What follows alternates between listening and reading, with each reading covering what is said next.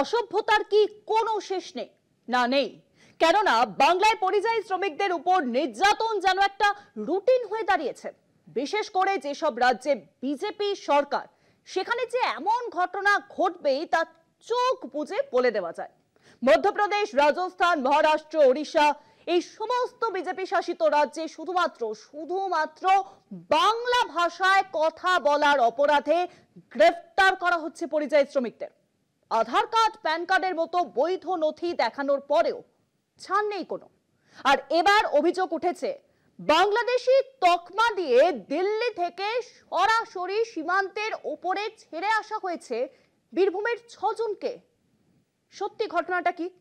অমিত শাহের স্বরাষ্ট্র মন্ত্রকের কাছে রিপোর্ট চেয়েছে কলকাতা হাইকোর্ট। পাশাপাশি বাংলা শ্রমিকদের হেনস্থা করার ঘটনায় বিজেপিকে নিশানা করেছেন তৃণমূল সাংসদ মহুয়া মৈত্র।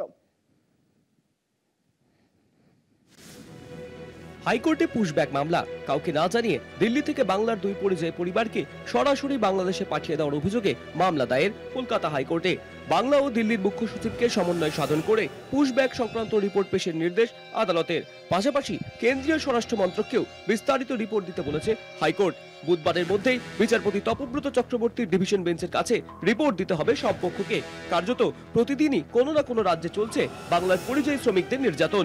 সমস্ত বৈধ নথি দেখানো সত্ত্বেও কেবল বাংলায় কথা বলার অপরাধে বিজেপি শাসিত রাজ্যে আটকে রাখা হচ্ছে বলে অভিযোগ এ রাজ্যের শাসক দলের। মধ্যপ্রদেশ থেকে মহারাষ্ট্র, ওড়িশা থেকে রাজস্থান বাংলার শ্রমিকদের আটকে রাখার তালিকা ক্রমেই দীর্ঘ হচ্ছে।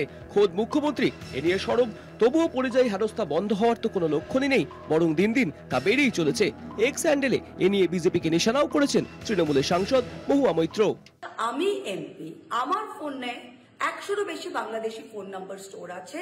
আমার নিজের পরিবার স্বজন বাংলাদেশে থাকে, আমার কলেজের বন্ধুরা অনেক বাংলাদেশি যাদের সাথে এখনো আমার টাচ আছে, তাদের ফোন নাম্বার আছে। যদি বাংলাদেশি ফোন নাম্বার কোনো ভারতীয় নাগরিক নিজের ফোনে স্টোর করতে না পারে এবং এটা আইনি অপরাধ, তাহলে আমি বিজেপি সরকারকে বলবো যে আপনারা পার্লামেন্টে আইনটাকে সংশোধন করুন আর এটা আইনি অপরাধ করে দিন, তাহলে সবাই জানবো কি অপরাধ কি না অপরাধ।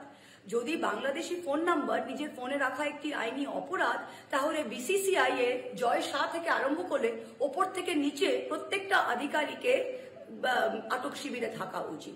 বিজেপির বিরুদ্ধে কড়া আক্রমণ শানিয়েছেন তৃণমূল নেত্রী শশী পাজাও।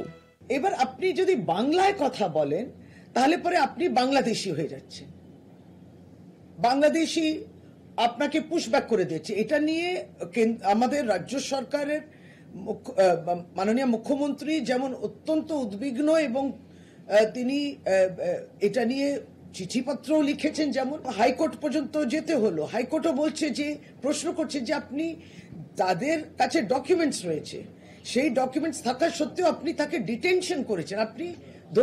আপনি ভাবুন, পেহেলগাঁওতে যারা খুন করে চলে গেলেন, আপনি সে অনুপ্রবেশও বন্ধ করতে পারলেন না, তাদেরকে ধরতে পারলেন না। আর এখানে একবারই এই দেশের নাগরিক কেবলমাত্র বাংলায় কথা বলছে বলে বাংলা, পশ্চিম বাংলাকে যারা জয় করতে পারলেন না বলে আক্রমণ। পরিযায়ী হেনস্থায় বিধানসভা ভোটের মুখে কিছুটা হলেও ব্যাগ ফুটে বিজেপি। পরিযায়ীরা যে তৃণমূলের ভোট ব্যাংক সে কথা বিস্তর জানে গেরুয়া শিবির। তাই 26-এর ভোটের দিকে তাকিয়ে কেন্দ্রের বিজেপি সরকারের উপর চাপ বাড়ানোর পথেই হাঁটছে এ রাজ্যের শাসক দল, এমনটাই মত রাজনীতির কারবারিদের। কলকাতা টিভি।